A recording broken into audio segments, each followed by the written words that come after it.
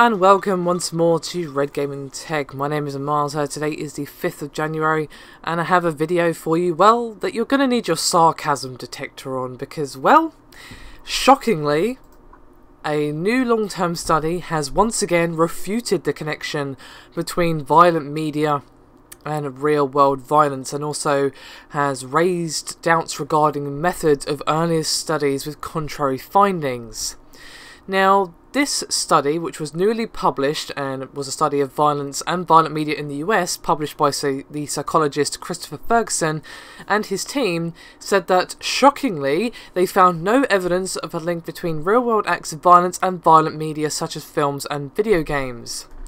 Now, this was helpfully reported by The Independent. And basically the team said that earlier studies with contrary conclusions that basically said that video games are evil and cause all violence in the world utilised flawed methodologies, presenting violent media without context and measuring aggression through arguably unrelated tasks. Now, they actually looked outside the laboratory, and Ferguson and his team basically looked at the frequency of depictions of violence in media between 1920 and 2005 and then compared it to real-world incidents during the same period. Now, the team, unsurprisingly, didn't find real-world violence rising as media violence did. It actually noted that violence in media actually increased as real-world violence, you know, the kind that actually hurts and kills people, decreased. Now, this actually corroborates with a study done by the ESRB into youth violence and the depiction of violence in video games, which also noted a correlation between decreased real-world incidents and increased video game depictions of violence. Now, neither of these studies are saying anything new.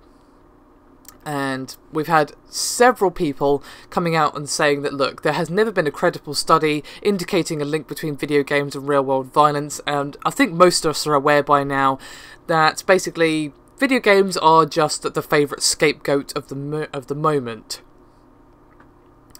You know, each new thing has had its turn in the spotlight as the thing corrupting our children, you know. We had The Matrix, we had metal, we even had Marilyn Manson himself, we had hip-hop, we had, of course, certain films aside from The Matrix as well. Even Death Note, the anime, had its turn in the sun, which is a really odd choice. And then, of course, video games.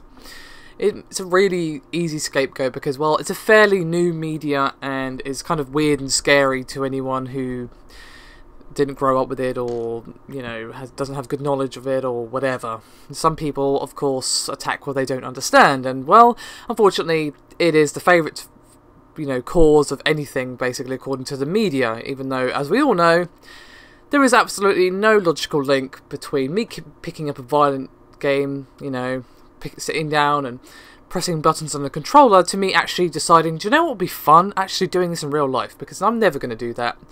I've been playing games since I was very young, and I will never ever do that, and I'm sure many of you can say the same thing.